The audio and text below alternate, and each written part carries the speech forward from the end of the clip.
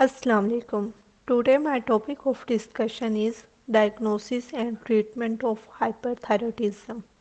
First of all, how to diagnose hyperthyroidism. It can be done by blood test, radioiodine uptake test, and thyroid ultrasound.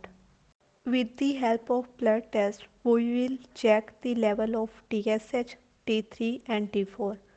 अगर हाइपरथायरिज्म positive है तो में T3 और T4 का level blood में ज़्यादा होगा और TSH थायराइड स्टिमुलेटिंग हार्मोन का लेवल कम होगा ब्लड में।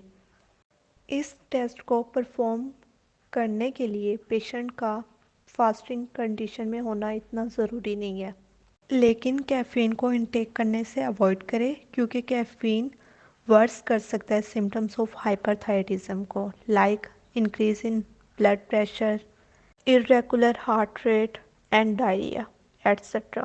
लेकिन पेशेंट स्ट्रेसफुल कंडीशन में ना हो, क्योंकि स्ट्रेसफुल कंडीशन में होगा तो ग्लूकोकोर्टिकोइड का लेवल ज़्यादा होगा और TSH का लेवल कम हो जाएगा, जिसकी वजह से रिपोर्ट गलत भी हो सकती है।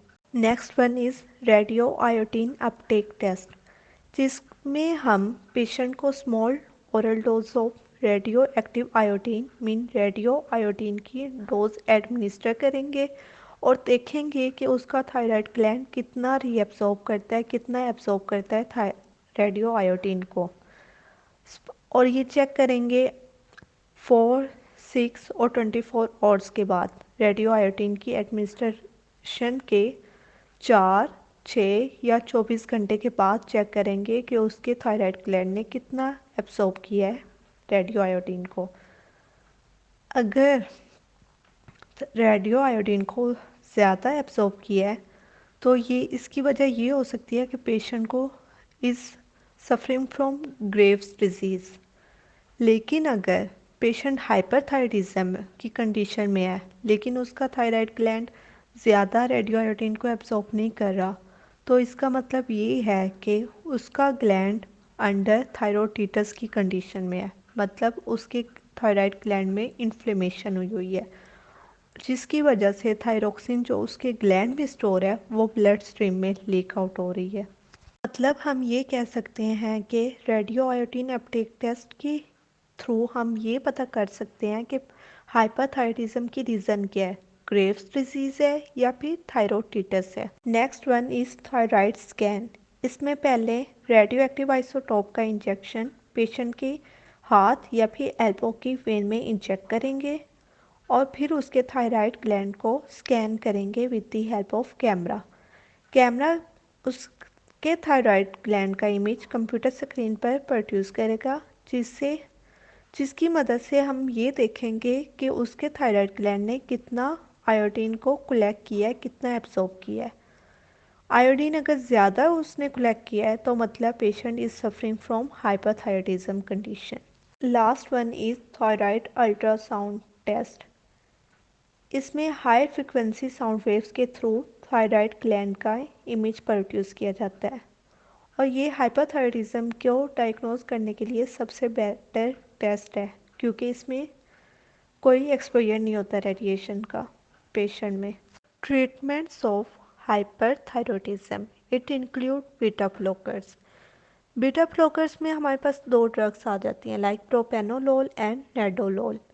प्रोपेनोलोल 160 mg डेली एडमिनिस्टर करते हैं, जबकि नेडोलोल की डोज 40 टू 80 मिलीग्राम है। इसके अलावा प्रोपेनोलोल इंडिराल के ब्रांड से भी मार्केट में आती है, जो कि ICI की कंपनी मैन्युफैक्चर करती है। Mechanism of action of beta blockers. Beta blockers basically beta 1 और बीटा 2 को ब्लॉक कर देते हैं। Contra indications of beta blockers.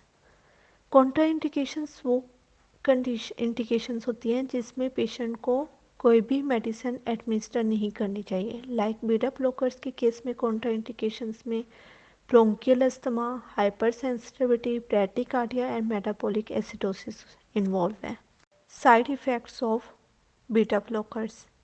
इसमें पाँव या घुटनों की स्वेलिंग हो जाती है, वो सूज जाते हैं, मूड चेंजेस लाइक डिप्रेशन होने लगता है, टिंकलिंग ऑफ आर्म्स और लेग्स, मीन चुभना, इस तरह की कोई फीलिंग्स आ रही होती हैं। स्लो हार्ट बीट, ब्रैडिकार्डिया की कंडीशन डेवलप हो जाती है। विजन चेंज, आई साइड इफेक्ट होती है इससे। इसके अलावा इंसोम्निया, इंसोम्निया वो कंडीशन है जिसमें नींद नहीं आती। इसके अलावा unusual dreams etcetera. Next therapy treatment is anti thyroid drugs, for example carbimazole, methimazole and propylthiouracil. इन तीनों एंटी थायराइड ड्रग्स की डोज 40 to 60 मिलीग्राम है, जो कि पेशेंट डेली एडमिनिस्टर करता है। Next is radioactive therapy, जिसमें रेडियो एक्टिव आयोडीन 131 यूज़ किया जाता है, जो कि थायरोक्सिन की प्रोडक्शन को रिड्यूस करता है। Saturated solution of potassium iodine, ये भी थायराइड हार्मोन की प्रोडक्शन को रिड्यूस करता है, but it's drawback is this strain. Steroidal therapy, जिसमें टेक्समेथासोन का इंजेक्शन यूज़ किया जाता है, और ये ओबीएस पाकिस्तान की कंपनी इस इंजेक्शन को मैन्युफैक्चर करती है और इसकी पोटेंसी 4 मिलीग्राम है।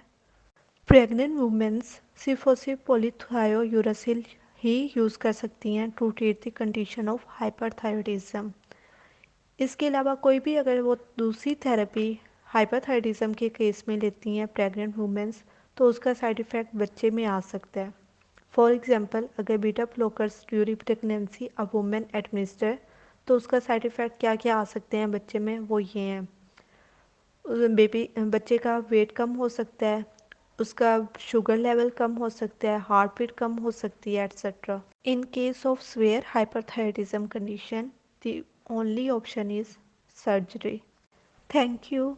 And if you have any question related to this video material, then you can ask in comment section.